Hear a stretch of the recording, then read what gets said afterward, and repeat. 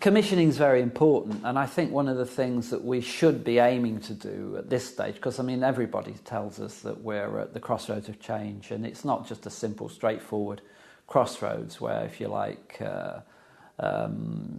there's an intersection of two highways. There are multiple intersections at our current crossroads, and so you have to work very hard, if you like, to situate debate about recovery, about drug treatment, in a context which does justice to the scale and magnitude of change we're currently experiencing. And I think commissioning really is at the heart of this. If very, very quickly, I mean, I think there are a number of ways you can come at the recovery discussion, for instance.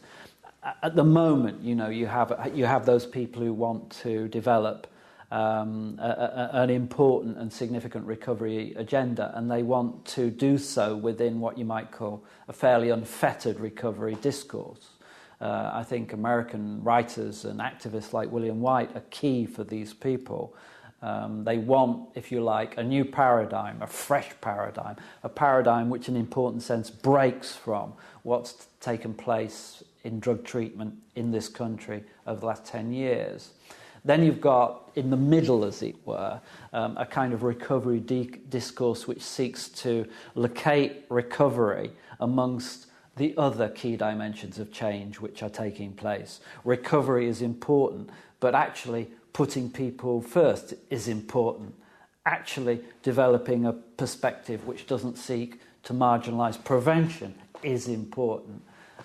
Dealing with people in a way which addresses the complexity of policy is important. There are key dimensions of change within which recovery properly sits. So that's a second kind of discourse. The third kind of discourse, and this is a kind of discourse we've been warned against by colleagues like David Best, is one where, if you like, recovery is simply recuperated by the status quo and used, if you like, to rebadge the existing product.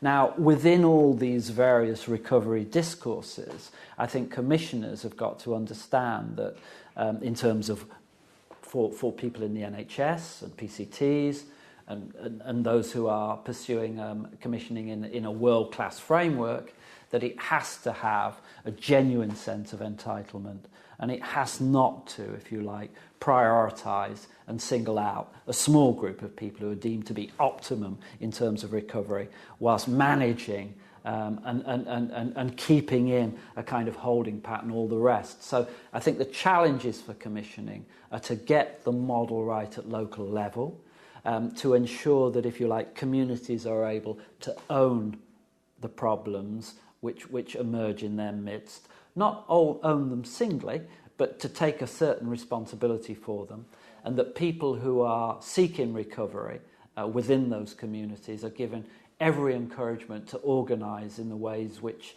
enable them to create forms of solidarity, which bring them, if you like, into a position where they can begin to talk as equals with other forces within communities.